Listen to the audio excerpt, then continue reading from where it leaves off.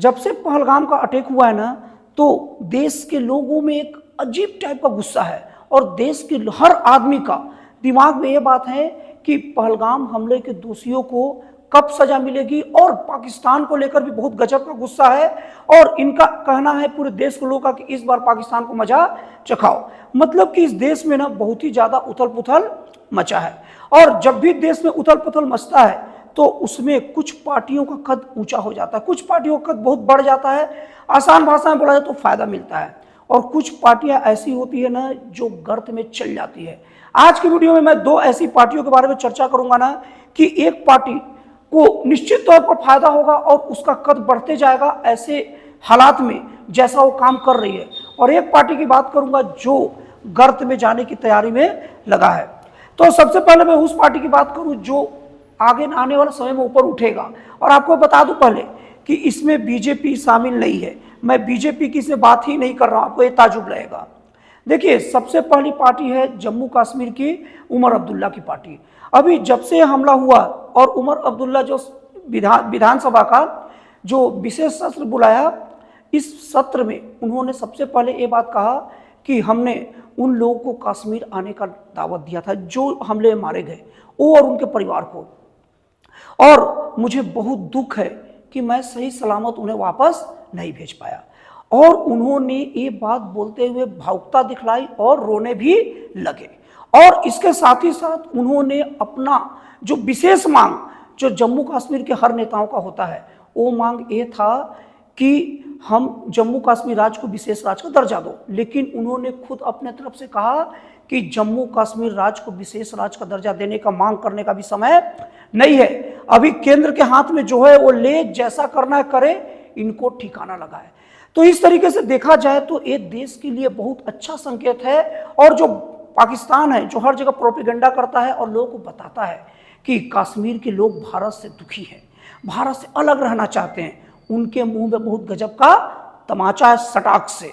अब उसके बाद में ये मैसेज भी जा रहा है, पहले पाकिस्तान को उम्मीद था कि कश्मीरी उनका साथ देंगे, लेकिन कश्मीरी जिस तरीके से भारत सरकार के साथ आकर खड़े हो गए, पूरे भारत को विरोध करने लग गए, और वहां की प्रमुख पार्टी उमर अब्दुल्ला भी जिस तरीके से पाकिस्तान के पीछे आक्रामक हैं, उस तरीके से देश में अच्छा संकेत जा रहा है और उमर अब्दुल्ला का कद ऊंचा होते जा रहा है। और मैं आप लोग को बता दूं कि हमारी भारत की राजनीति में ऐसी घटनाएं बहुत कम घटती है जब कोई पार्टी से गलती होती है, या पार्टी से गलती की बात नहीं है, क्योंकि आतंकी हमला होना या नहीं होना, कोई भी हमारे जो राजनेता रहते हैं ना, वो कभी नहीं चाहते कि आतंकी हमला हो।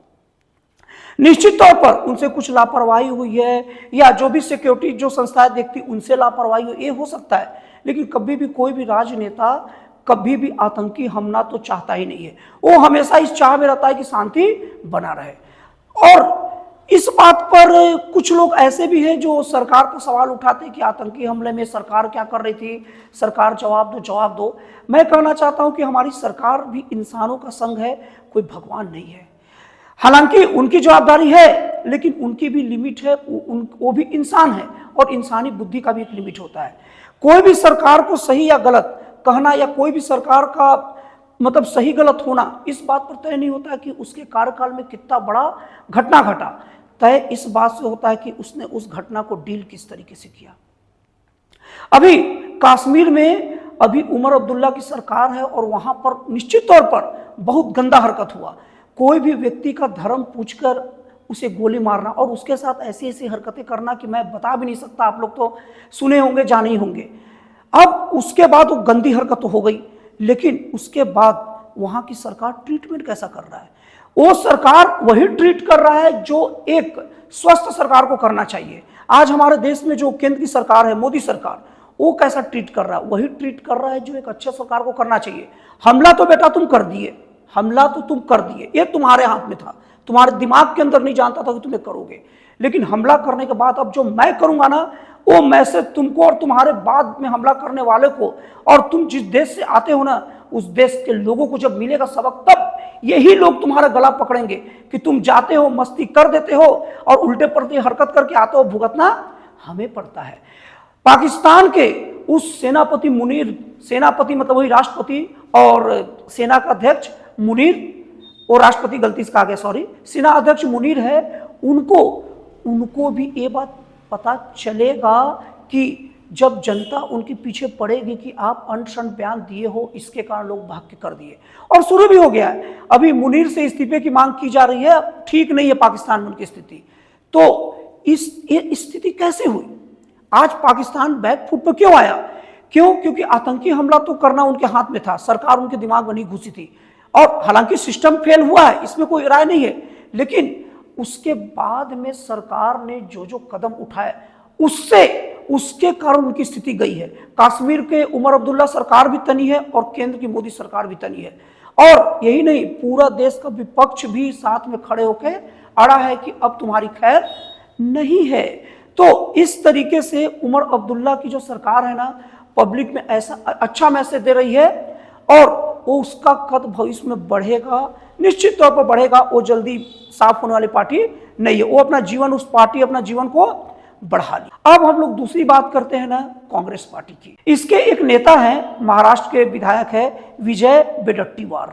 ये विजय वडेट्टीवार जी ना बहुत ही उटपटांग बयान देते हैं। उनका एक कहना है कि आतंकवादियों के पास इतना फुर्सत तो नहीं रहता भैया ना कि आतंकवादी धर्म पूछ लेंगे और गोली मारेंगे। मतलब आतंकवादी आएंगे, मारेंगे, चल जाएंगे, धर्म पूछने का टाइम कहाँ है?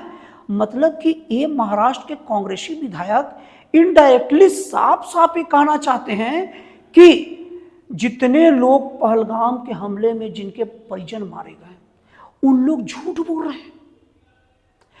अगर ये बात बोला जाए, आज पूरे के पूरे 26 लोग जो मारे गए हैं पहलगाम हमले में, उनमें मारे गए लोगों के साथ आज पूरा देश का संवेदना खड़ा है, और तुम ये बात बोल रहे हो कि आतंकवादियों के पास समय नहीं होगा धर्म पूछने का।